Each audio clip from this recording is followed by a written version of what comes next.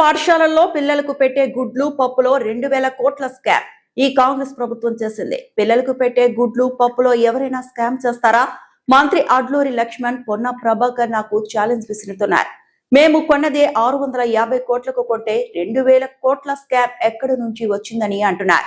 మీ department లో మంత్రులుగా ఉండి అసలు ఏం జరుగుతుందో తెలియని పరిస్థితిలో ఉన్నారు.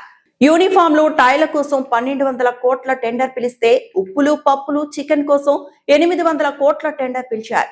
రెండు కలిపితే 2000 కోట్లు టెండర్లు పిలిచిన విషయం ఈ మంత్రులకు తెలియకపోతే మీరు ఏం పాలన చేస్తున్నారనో నాకు అర్థం కావటం లేదు. ఎంత కొన్నారో, ఎంత టెండర్లు పిలిచారు తెలియలేదు అంటే మీ విజ్ఞతకే వదిలేస్తున్నారు. ముఖ్యమంత్రి మొత్తం టెండర్లు పిలిచి ఆ అణుముల అన్న తమ్ముళ్ల మొత్తం మింగుతున్నారు. అందుకే మీకు ఏమీ తెలియదు. 1 కోటి మంది మహిళలను కోటీశ్వరులు చేస్తానని రేవంత్ రెడ్డి చెప్పాడు. 1 కోటి మంది మహిళలు కోటీశ్వరులు కాలేదు, కానీ అణుముల వారి 4 అన్న తమ్ముళ్లు మాత్రం కోటీశ్వరులు అయ్యారు అని హరీష్ రావు అన్నారు.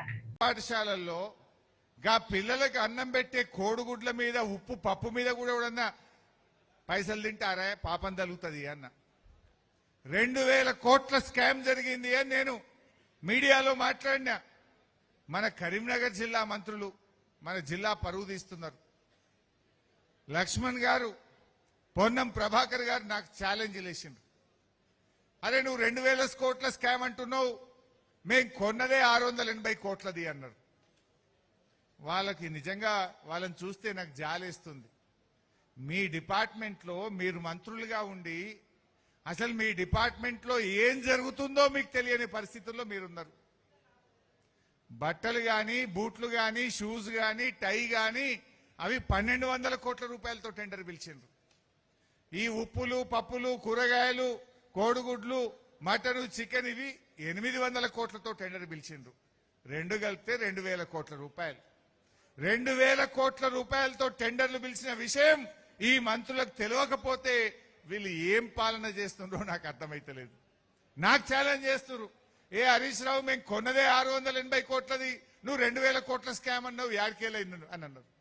అంటే ఎంత కొంటున్నారో, ఎంత టెండర్లు పిలిచిండ్రో కూడా తెలియని అయోమయ స్థితిలో ఈ పొన్నం ప్రభాకర్ గారు, ఈ లక్ష్మణ్ గారు ఉంటే నేను వారి విజ్ఞతకే వదిలేస్తున్నా. నాకు ఛాలెంజ్ చేసి నువ్వు రాజీనామాకు రెడీ అని. నేను రెడీ, నేను అనగలుగుతా. కానీ స్కామ్ చేసిన వాళ్ళు మీరు కాదు.